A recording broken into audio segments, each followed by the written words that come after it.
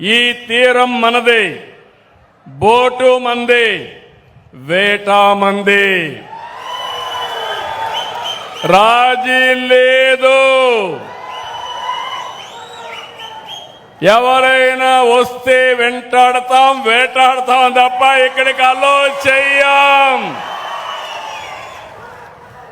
మర్యాదగా చెప్తాం, వాళ్ళు కూడా వినాలి.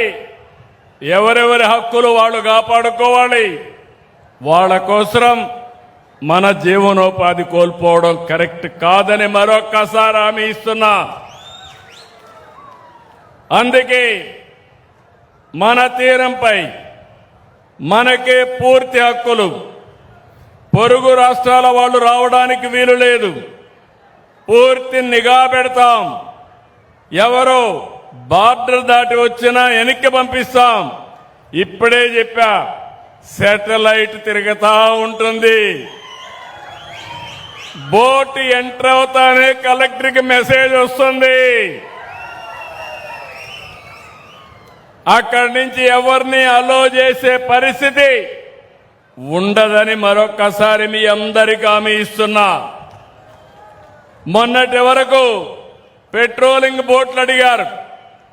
ఇప్పుడు అంటున్నారు ఇది కాదు, ఒక 200 మెకనైజ్డ్ బోట్లు ఇస్తే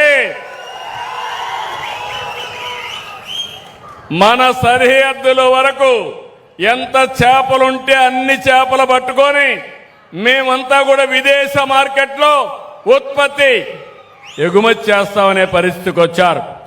తప్పకుండా 200 మెకనైజ్డ్ బోట్లు శాంక్షన్ చేయడానికి నేను సిద్ధంగా ఉన్నా. అది కూడా సబ్సిడీ 60% ఇస్తాం.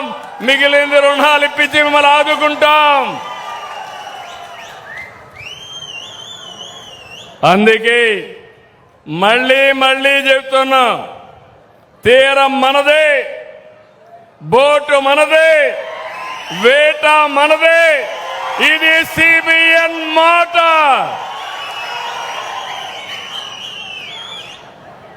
జిల్లాకు జువ్వెల దిన్నెలో అత్యాధునికమైన షిప్పింగ్ హార్బర్ వచ్చింది. 288 కోట్లతో అభివృద్ధి దిన్న షిప్పింగ్ హార్బర్ నిర్మాణం జరుగుతోంది. 87% పనులు పూర్తయినాయి. ఈ హార్బర్ జిల్లా మత్స్యకారులకు ఒక సుదీర్ఘమైన కళ. ఇది మీకోసం నిర్మించింది. మిమ్మల్ని ఆర్థికంగా బలోపేతం చేయడమే ఈ హార్బర్ యొక్క ఉద్దేశం. ఇది మీ సొంతం. దీనిపైన ఫేక్ ప్రచారాలు నమ్మద్దండి. నేను ఒక విషయం ఇక్కడ చెప్పాలి. ఇన్ని సంవత్సరాలు సముద్రం ఉంది, మీ జీవితం మాత్రం మారలా. సముద్రం సంపద ఉంది, ఆ సంపద మనం ఉపయోగించుకోవాలా. చేపలు పట్టుకుంటున్నాం, కాదు గీదు అంటే ఉప్పు మండించుకుంటున్నాం. అవునా కాదా? కాదు.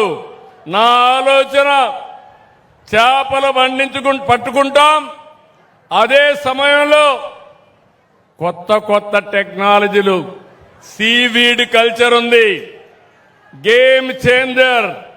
సముద్రపు నీటితో సీవీడ్ కల్చర్ చేసి మీ జీవితాల్లో డబ్బుల పండగ వస్తుందని మీ అందరికీ విజ్ఞప్తి చేస్తున్నా. ఉపాధి హామీ వస్తుంది. మా ఆడబిడ్డలు డాక్రా సంఘాలకు హామీ ఇస్తున్నా.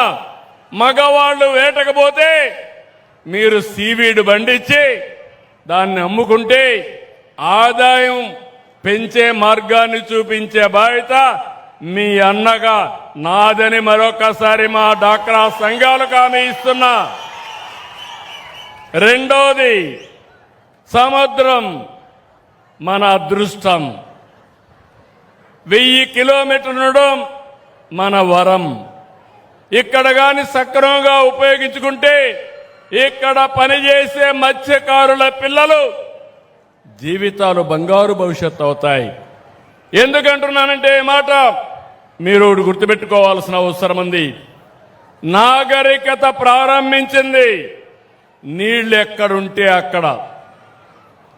ఆ రోజు కృష్ణా జిల్లా ఉంది, విజయవాడ పైకొచ్చింది, ఇక్కడ సోమశిల వచ్చింది, నెల్లూరు జిల్లా పైకొచ్చింది, గోదావరి వచ్చింది, రాజమండ్రి గోదావరి జిల్లాలు పైకొచ్చాయి. ఇప్పుడు నేను ఆలోచించేది ఈ సముద్ర తీరాన్నంతా ఉపయోగించుకుని మా మత్స్యకారుల జీవితాల్లో వెలుగు నింపే బాధ్యత నేను తీసుకుంటానని మీ అందరికీ హామీ ఇస్తున్నా.